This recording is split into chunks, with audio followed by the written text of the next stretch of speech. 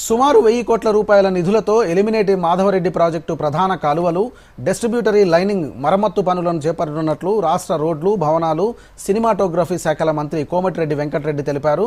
నల్గొండ జిల్లాలోని ఏఎంఆర్పీ ఆయుకట్టు పరిధిలో సాగునీటిని పరిస్థితిని మంత్రి పరిశీలించారు. ప్రాజెక్టు పరిధిలో ఉన్న 2,20,000 ఎకరాలకు గాను ఇప్పటి వరకు 2,15,000 ఎకరాలకు సాగునీటిని అందించామని చెప్పారు.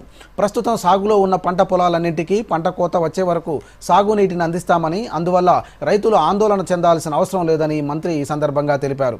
రైతుల అవసరం లేకపోయినా మోటార్లను నడపడం, కాలువలకు గండి కొట్టడం, చేపలు పట్టడం వంటి వాటి కోసం నీటిని వదలడం వంటి చర్యలు పాల్పడొద్దని చెప్పారు.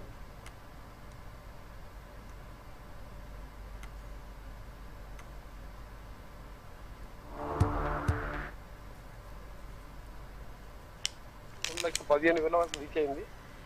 మిగతా దాన్ని కూడా ఇచ్చినాం కానీ మధ్యలో పైన దాంతో అయిపోయింది. ఇప్పుడు ఈ రోజు మన కలెక్టర్ గారు గత వారం రోజులుగా రెగ్యులర్గా దాన్ని ఫాలోఅప్ చేస్తూ ఇరిగేషన్ అధికారులతో కలిపి ఒక్క ఎకరం ఎండిపోకుండా ఇంకా వచ్చే 20 రోజుల్లో 1 మంత్ ఈ హార్వెస్టింగ్ వరకు నీళ్ళు ఇస్తామని రైతులందరికీ హామీ ఇస్తున్నాం. రాబో కాలంలో ఈ మెయిన్ కెనాల్ కూడా లైనింగ్ కోసం 850 crores ఎస్టిమేషన్ ఇవ్వడం జరిగింది. ఆ త్వరలో అది కూడా శాంక్షన్ చేస్తున్నాను.